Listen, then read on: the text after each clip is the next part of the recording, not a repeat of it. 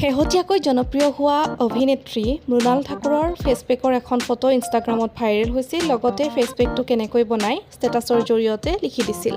আজি ভাবিলোঁ এইটোকে আমি ঘৰতে ট্ৰাই কৰোঁচোন। তাৰ বাবে লৈছোঁ এল'ভেৰা। ঘৰৰে এল'ভেৰা আছিল বাবে এল'ভেৰা লৈ লৈছোঁ। এল'ভেৰাখিনি ভালকৈ ধুই এনেদৰে 4 টুকুৰাকৈ কাটি লৈছোঁ। যিহেতু ভিতৰৰ জেলিখিনি উলিয়াব লাগিব। দোকানত যিটো এল'ভেৰা পায় সেই এল'ভেৰাটো ব্যৱহাৰ কৰিব পাৰে। মই ঘৰতে আছিল যেতিয়া ঘৰৰ এল'ভেৰাখিনিয়ে লৈ লৈছোঁ। তাৰ বাবে লাগিব হালধি গুড়ি আৰু লাগিব মৌ। এই 3টা বস্তুৱেই লাগিব আমাক। মৌ ঘৰতে আছিল বাবে এইখিনি ঘৰৰে মৌচাকৰ মৌ, সেইবাবে ঘৰুৱাভাৱে লৈ লৈছোঁ। আপোনালোকে দোকানৰো ল'ব পাৰে। মই ইয়াতে দোকানৰ বস্তু ব্যৱহাৰ কৰা নাই, এল'ভেৰা আৰু মৌখিনি। তাৰ বাবে এল'ভেৰাখিনি এনেদৰে বাকলিটো এৰুৱাই ল'ব লাগিব। ভিতৰৰ জেলিটো যিহেতু আমি মিহিকৈ উলিয়াই ল'ব লাগিব এই ফেচ পেকটোৰ বাবে।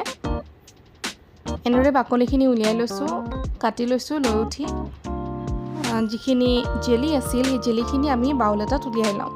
এই ফেচিয়েল পেকটো আচলতে ভাইৰেল হৈ পৰিছিল মৃণাল ঠাকুৰে যেতিয়া গোটেই প্ৰচেছটো ইনষ্টাগ্ৰামৰ একাউণ্টত শ্বেয়াৰ কৰিছিল। তাৰপিছতে বহুতে ঘৰতে ট্ৰাই কৰিছিল আৰু বহু উপকাৰো পাইছে, যিহেতু আটাইকেইটা বস্তুৱে স্কিনৰ বাবে আমাৰ খুবেই দৰকাৰী। এয়া এল'ভেৰা জেলিখিনি উলিয়াই লৈছোঁ। আচলতে ঘৰতে আমি ঘৰুৱাভাৱে যিখিনি বস্তু পায় সেইখিনি বস্তুৰে আমি নিজৰ কেয়াৰ ল'ব পাৰোঁ। যিহেতু পাৰ্লাৰত গৈ নিজৰ কেয়াৰ লোৱাটো ইমান সম্ভৱ হৈ নুঠে ব্যস্ত থাকিলে, ঘৰুৱা কামতেই হওক বা অফিচৰ কামতেই হওক। তাৰ বাবে আচলতে ঘৰতে অকণমান সময় উলিয়াই এনেদৰে তৈয়াৰ কৰিব পাৰি। হালধি 2 চামুচ লৈ লৈছোঁ। লগতে আমি মৌ 2 চামুচ লৈ ল'ম। যিহেতু এল'ভেৰা জেলিখিনিৰ পৰিমাণটো অকণমান বেছি, সেইবাবে আমি গোটেইখিনি 2 চামুচ লৈছোঁ।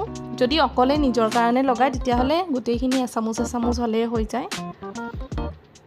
এয়া গোটেইখিনি ধুনীয়াকৈ মিক্স কৰিছোঁ, কিন্তু ভালকৈ মিহলি এইকাৰণে নহয়, এল'ভেৰা জেলিখিনি যিহেতু আমি দোকানৰ এল'ভেৰা জেলিটো অকণমান বেছি মিহি থাকে। এইখিনি যিহেতু নিজে মিহি কৰি উলিয়াইছোঁ সেইবাবে ইমান এটা মিহি নহয়। তাৰ বাবে এতিয়া ফেচিয়েল পেকটো লগাবলৈ মুখখন ধুই লৈ মচি লৈছোঁ। এতিয়া হাতেৰে লগাম, যিহেতু আমাৰ হাতত ফেচিয়েল ব্ৰাছ নাই। এয়া হাতেৰে গোটেই মুখখনতে লগতে ডিঙিটোতো এনেকৈ ঘঁহি লৈছোঁ। হালধিখিনি কিছু জেগাত লাগিছে, কিছু জেগাত অকল এল'ভেৰা আৰু মৌখিনি লাগিছে। ইয়াত 15-20 মিনিট পিছত শুকাই গৈছে যেতিয়া এখন তিতা টাৱেলেৰে গোটেই মুখখন মুচি লৈছোঁ।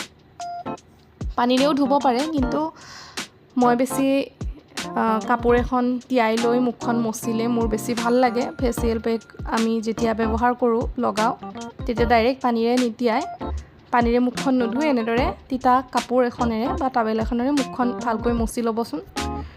এয়া গোটেই মুখখন মচি দিছোঁ। এটা ধুনীয়া গ্ল' আহে আৰু স্কিনখন নিজৰে চুই কিবা এটা ভাল লাগে, কিবা এটা ফ্ৰেছ লাগে। আপোনালোকেও ঘৰতে ট্ৰাই কৰিব দেই। আজিলৈ এয়াই আছিলে।